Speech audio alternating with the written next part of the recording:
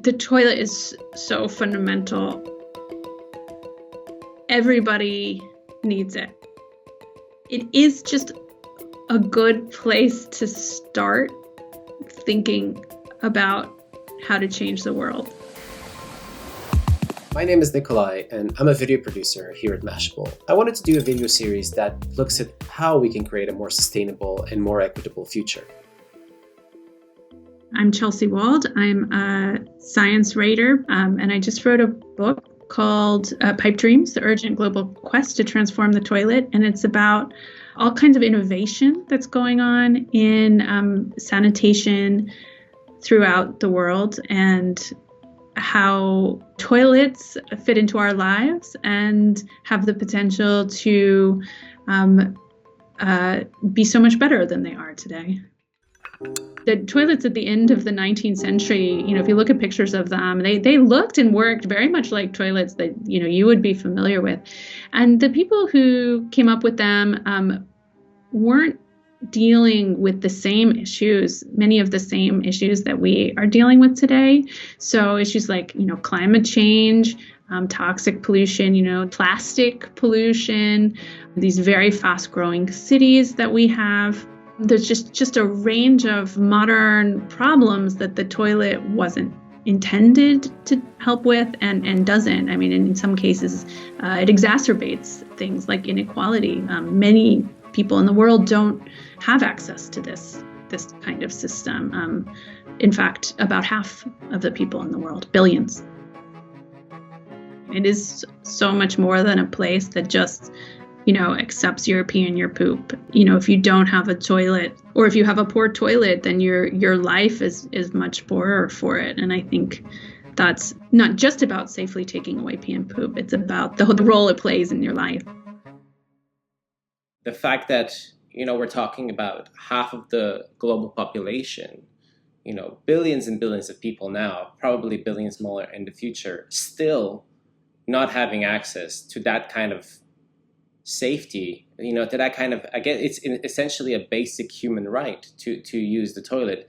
That to me is both really shocking and it's something that I guess didn't realize we're still dealing with in the 21st century. Did you find in your research that it's actually quite surprising how little we know about the lack of access to toilets and to safe sanitation in the world today in the 21st century?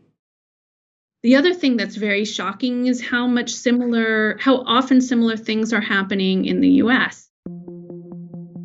Some cities have these sewers called combined sewers that overflow very often during heavy rains. Some cities have been able to invest in making the sewers work a little better so they overflow less often.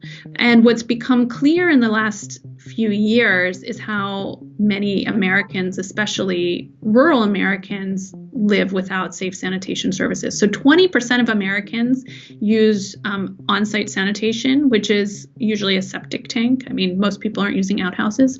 But what has come out is that lots of Americans, especially non-white rural Americans, have can't afford these septic tanks, don't have the help that they need to have them, and it's really left up to them as a problem to solve. And in fact, they can be fined for not having septic tanks that they can't afford. Something like 2 million Americans live without complete plumbing, and I think that's shocking. And it's also shocking, by the way, to people who work in countries without safe sanitation to know that the U.S. has such big problems. So I do talk from time to time to students of sanitation from low resource contexts, and they're really surprised to learn that the U.S. is dealing with very similar problems in some cases. When I was researching for this interview, it occurred to me that because here it is right here.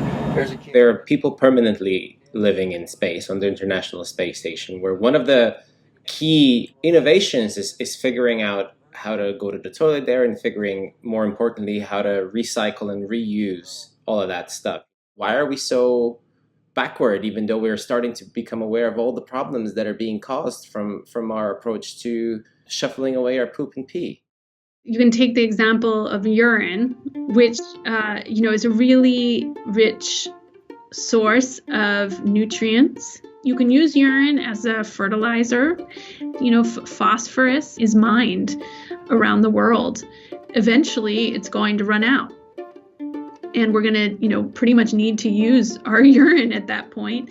And so why not really start doing it now? But you can also do other things. People are working on other uses for urine. One of my favorites is you can make bricks. So an engineer in South Africa has figured out how to combine sand with urine and bacteria. And you can make bricks this way without firing in any shape. And when you start to think about your pee and your poo as a resource, you might not want to send it far away. You might want to keep it in your neighborhood. You might want to create jobs around it. How do you see a more sustainable and more equitable future from the point of view of the toilet revolution? I came up with a term that I called Lootopia, which is a vision, like a positive vision for the future in which everybody has access to a toilet that's healthy and sustainable. Lootopia is a world in which people have a range of different kinds of toilets and toilet technologies that will be appropriate for different settings. And I think that's what we really need to do in order to bring toilets to everybody and to make toilets more sustainable. We need to be willing as individuals to be guinea pigs, we need to be early adopters of these toilets. We need to ask, what's going on now with our pee and our poop, and what can be done better. Pooping and peeing, that's something we have to do. And there's nothing wrong with it. There's no shame in it. So it's all upside. It's all opportunity. So we can have a kind of positive imagination about our toilets, that could lead us to a healthier, more sustainable future.